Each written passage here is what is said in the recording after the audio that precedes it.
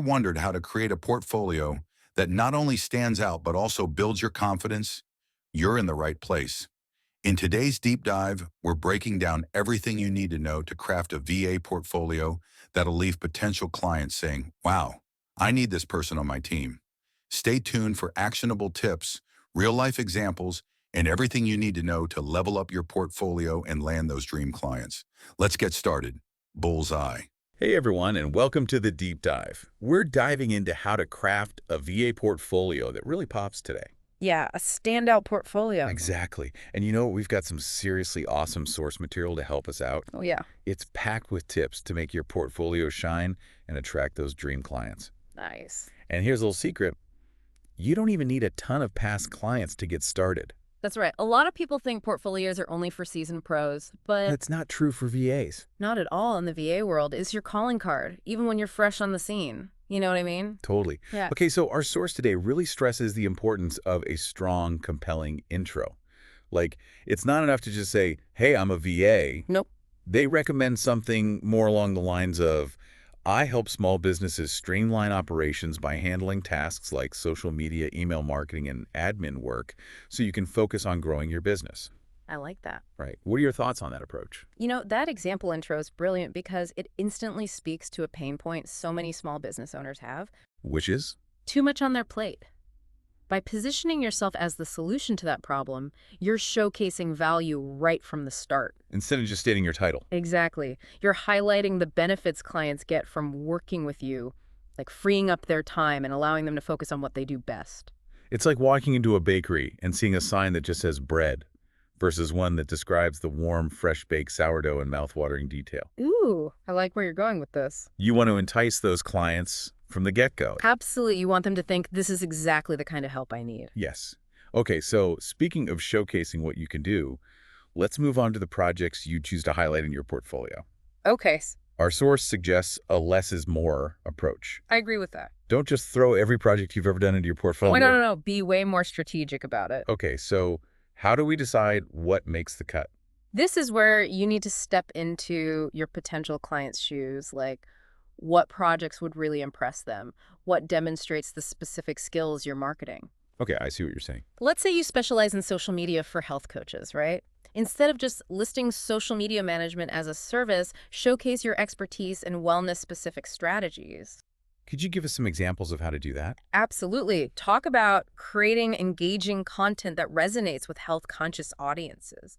Right. You know, using relevant hashtags or leveraging influencer marketing within that niche. Okay, yeah. Maybe you helped a client increase their engagement by 20% by implementing a targeted hashtag strategy. Nice. That level of specificity will make you stand out from the crowd. It's about going beyond a generic description and really showcasing your expertise in a particular area. Yeah. Right. Yes. I like it. Our source also mentions creating mini case studies for each project. Ooh, case studies. What are your thoughts on that approach? Like, how can virtual assistants effectively showcase the impact they've had on clients? Case studies are fantastic for going beyond just listing tasks and really showcasing the value you bring. Okay, so, Think of it like a story with a beginning, middle, and end. okay, I like that. You start by outlining the challenge the client faced. Like, let's say they were struggling to grow their email list. Exactly. Then you describe the solution you provided. Maybe you implemented a lead magnet and created an automated email sequence. Makes sense. And finally, you highlight the positive results. Did their list grow by a certain percentage? Did their sales increase? You got it. Numbers speak volumes. They do. It's about painting a clear picture of how you helped a client overcome a challenge and achieve success right way. Exactly. And remember, you don't always need big-name clients or huge projects to create compelling case studies. That's a good point. Even those early projects, maybe helping a friend revamp their website or manage their social media, Okay. those can be valuable portfolio pieces. Here's where it gets really interesting.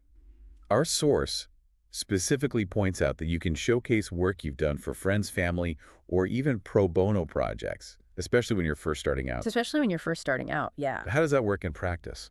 It's all about framing it professionally. Even if it wasn't a paid gig, you can still present it as a project where you applied your skills and achieved results. Got it. For example, you could say something like, developed and implemented a social media strategy for a local bakery, resulting in a 15% increase in followers and engagement. So even helping your aunt launch her online Etsy shop could be portfolio worthy. Absolutely. It's all about showcasing your skills and the positive impact you've had, regardless of whether it was a paid project or not. I love that. Okay, so speaking of attracting the right clients, the next big takeaway is about niching down. Our source is a huge advocate for tailoring your portfolio to appeal to a specific type of client. It's super important. Why is this so important? Imagine going to a doctor who claims to be an expert in everything from heart surgery to dermatology. Okay. Would you feel confident in their abilities? Probably not. It's the same with VAs. By niching down, you're positioning yourself as the go-to expert for a particular type of client. So if I'm passionate about working with creative entrepreneurs, my portfolio should reflect that, right? Exactly. Your portfolio should scream creative entrepreneur, from the color scheme to the featured projects. Like Showcase your expertise in areas like website design, content creation, social media marketing, or whatever services are most relevant to that niche. Okay. This makes you more attractive to clients seeking those exact skills, and it helps you stand out from the crowd. So it's not just about showcasing what you can do, it's about showcasing what you're passionate about and who you love working with. Precisely.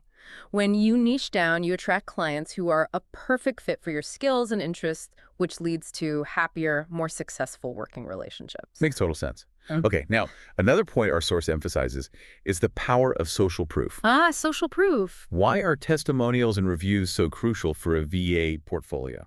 It boils down to building trust and credibility. Think about it. When you're looking for a new restaurant, do you just take their word for it that the food is amazing? Or do you check out reviews from other diners? I'm definitely a review checker. Me too. I want to see what other people's experiences have been like. Exactly, and potential clients are doing the same thing when they're looking for a VA. Right. Testimonials provide that third-party validation. Yeah, they show that you've delivered results for others and that you're a reliable professional. Okay, so what are your thoughts on getting those early testimonials when you're just starting out? Even if you're brand new, don't be shy about asking clients for feedback. Even for small projects? Even for those smaller projects, yeah. Uh, Even a simple sentence or two from a satisfied client can add a lot of credibility to your portfolio. So true. And as you build your client base and gain more experience, you can ask for more detailed testimonials that highlight your strengths and the value you provide. Right. Our source also mentions starting with short reviews and then replacing them with more comprehensive ones as you gain experience. That's a great strategy. Yeah. Early on, a simple "working with your name was a fantastic experience. They were professional, organized, and delivered excellent results" can go a long way. I can see that. And then later you can replace those with more detailed testimonials that showcase specific achievements and client satisfaction. So we've talked about the importance of a strong intro, showcasing your best work niching down, and the power of testimonials. What about the overall design and layout of the portfolio? Our source really advocates for simplicity and ease of navigation. Absolutely. Clients are busy people. They don't want to spend time figuring out how to navigate a clunky, confusing website. I hate those. I know, right? Mhm. A clean, well-organized portfolio shows that you're professional and you respect their time. Our source suggests specific sections to include an introduction or about made things, section services, portfolio samples, testimonials, and contact information. That's a solid structure. What are your thoughts on that? I think it covers all the essentials and makes it easy for potential clients to find the information they need quickly and easily. I agree. And they also highlight the importance of a clear call to action. Oh yes, the call to action. What exactly does that mean in the context of a VA portfolio? A call to action is basically a prompt that tells the visitor what you want them to do next. Okay. It could be something like, book a free consultation, contact me to discuss your needs, or even download my services brochure. Gotcha. The key is to make it crystal clear how potential clients can take the next step and start working with you. And I imagine the placement of the call to action is important as well, right? Absolutely. You want it to be prominent and easy to find. Okay. You could include it in your introduction at the end of your service descriptions, or even have a dedicated contact section. Some people like to use buttons that really stand out visually. Yeah. The goal is to make it as seamless as possible for someone to reach out and say, hey, I want to work with you. So we've covered a lot of ground here, from crafting a compelling introduction to showcasing your best work, niching down, leveraging social proof, and creating a user-friendly design. What does this all mean for our listeners who are building their VA portfolios? It means that by following the advice in this source, you can create a portfolio that not only showcases your skills, but also builds trust, establishes your credibility,